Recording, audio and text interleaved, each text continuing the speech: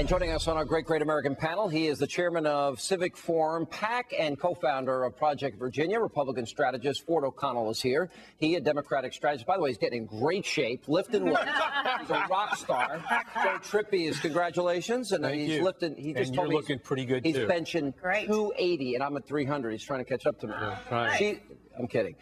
Former reporter and host on Fox Sports, currently host of NBC's Poker After Dark, model, TV personality, and the biggest supporter of the troops, along with Gary Sinise that I know. Leeann Tweeden is here. Good to see you all. Good to see you. Great to hear. We got to give the full context of this Debbie Wasserman Schultz and Colonel West controversy. Let's go back when Colonel West was running. Here's Debbie Wasserman Schultz attacking Colonel West. It's no secret that Ron's opponent, Alan West, is a self-described right-wing extremist. In fact, he wears his extreme disrespect as a badge of honor. He thinks it's okay to objectify and denigrate women. He thinks it's okay to take away our reproductive freedom. Tea Party extremists have some real issues when it comes to women that they need to address. If they don't address them, we will with our voices and our vote. Vicious attacks against a great American war hero. Now, let's go to after Colonel West supported cut, cap, and balance. Here's what she said on the House floor, by the way, against the rules. Here's what she said. Incredulously, the gentleman from Florida who represents thousands of Medicare beneficiaries, as do I, is supportive of this plan that would increase costs for Medicare beneficiaries. Unbelievable from a member from South Florida. So Colonel West responded in a private email to her that she made public. You are the most vile, unprofessional, despicable member of the House of Representatives. You have proven repeatedly that you're not a lady, therefore should not be afforded due respect from me. And he's, here's the point. You lie about me repeatedly, and you say these vicious, vile, untrue things. You know what? What does she expect? Well, when I was a kid growing up, if you were going to pick a fight, you better pick it to my face. That's what I was always taught. If you want to say something to me, why don't you say it to me? I think it was strong language on both sides. I don't mind that he said it, and I think congressmen and women get into arguments like that all the time, and I don't see what the big deal of it that she's making on it.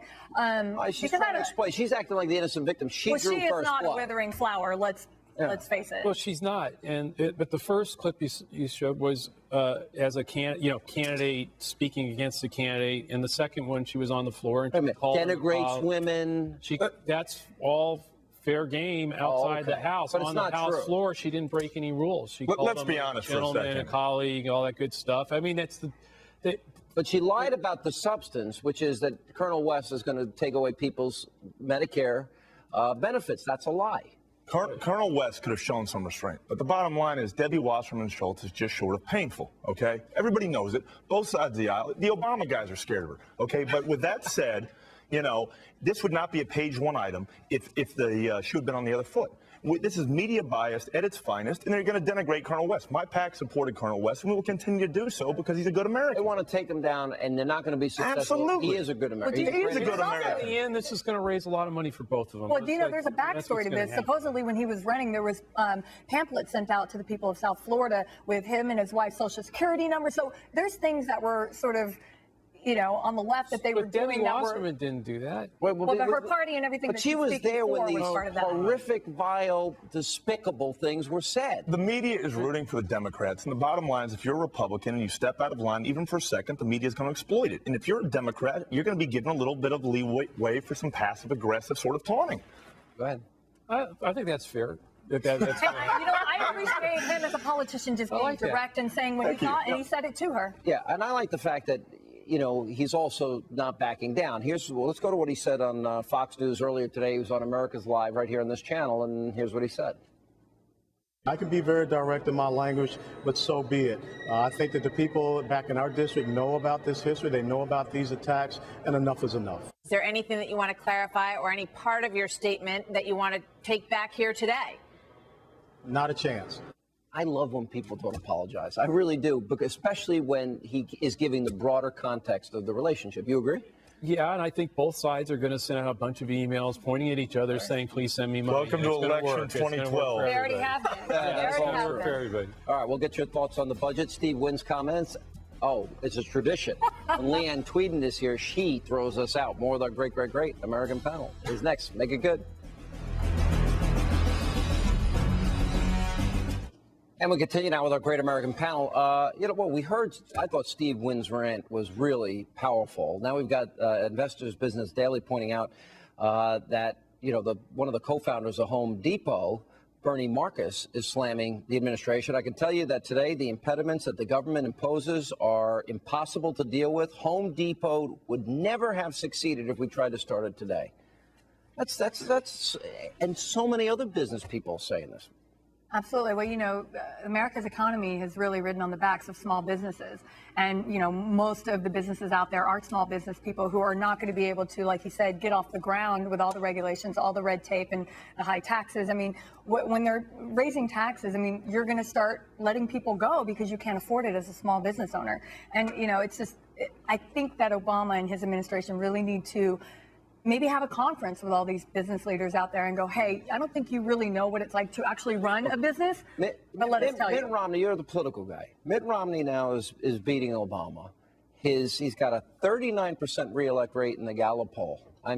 These are devastating numbers. There's not a single metric on the economy where he's not in the 30s. No, and he should be sitting down with the Bernie Marcuses that are and the Steve Wynns and at least hear out what's going on out there, because you're hearing this repeatedly from more and more business leaders. And in the end, look, the Obama administration needs to understand that it's about jobs and about turning the economy around. And all this debt ceiling stuff, in the end, I don't think is going to matter. But this president doesn't. If you don't turn it around. He even acknowledged that today. Yeah, it's going to be a big problem. But you have to listen to someone like Bernie Marcus, because he really epitomizes the American. No, I agree with you, but I'm just saying he epitomizes the American dream. Here's someone who grew up in a tenement, okay, made a small business, and now he's a billionaire. He went from rags to riches better than anybody in America. And he's saying if he can't do it in this environment with somebody with that sort of ingenuity, how is anybody else going to get out of the gutter? They're not. Jobs in the economy will be there. And let me tell you something. Everybody in Florida with the unemployment rate is going to wake up one day and say, hey, we have buyer's remorse. No, this is why I think on the debt ceiling debate, the Republicans have a far better hand than they even think, and that's why I'm so frustrated. Well, Obama's winning that argument, though. No, he's not. And no, the Dems are controlling Washington. Is what's happening. He's not winning the argument because, as Brent Bozell pointed out tonight, there's a poll out that shows that 74% of the American people support a balanced budget amendment. 63% support cut, cap, and balance, which is their plan. It's and the president's personal numbers are tanking. It's like healthcare. Every time he talks, it tanks. He's winning the argument. In other words, all those facts may be true about 73% want a balanced budget amendment, but the Republicans aren't making a case in a way that's winning against the president. You look at the Washington Post. Why are his numbers going down? That seems counterintuitive then.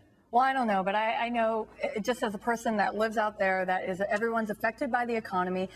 People like me that I'm not an economist. I'm not a math major that's going. All I know is that gas prices are high. It's harder to buy a house. The money that was in my account isn't worth as much as it used to be. Everybody's hurting in a way that we can feel it. Maybe I'm not the one to say, hey, this is the plan that we should make, but we're relying on the people that we elect to make that for us, and they need to get it together and know that raising taxes is not the right way. Just to add to that, I think there is an understanding among the American people that it's really not a revenue problem. The government is intoxicated.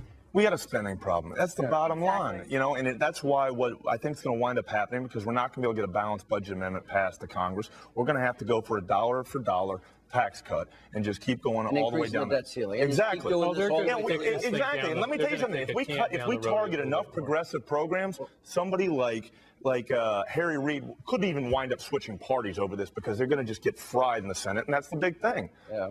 Harry Reid's going to switch parties. No, I'm just kidding. I just want to get people awake. Well, Steve Wynn might help him. No, but I think what's likelier to happen now is they're going to kick the can down the road again, because. And how did they do it? Explain how. I think actually the Boehner-Obama thing about the $3 trillion that the administration's saying didn't happen, I don't know if it did or not, has an actual decent shot at happening, because it lets Boehner off the hook. How does Boehner get off the hook? He doesn't. There's no tax increases in it. There's nothing about tax. That's the key. And the key then becomes, can McConnell and Reid deliver between them, cobble 50 votes together? The problem. Because there aren't any progressive. The Russ Feingolds are sitting there anymore. But the problem I see with that plan not enough of is that, it's partly the Bush tax cuts expire, so the tax increases are down the road. We're going to read the details, and I can tell you, conservatives like me are not going to support it. Well, this is the issue of the decade, let's be honest. We're going to keep revisiting it over and over. No By the way, raising Leanne cats. puts on hearts on our football. I mean, progressives are stuck Are you with. mad at me for that? Progressives We like are that. stuck That's with a these signature. guys. All right, but that's all the time we have left this evening. As always, thank you for being with us. Let not your heart be troubled. The news continues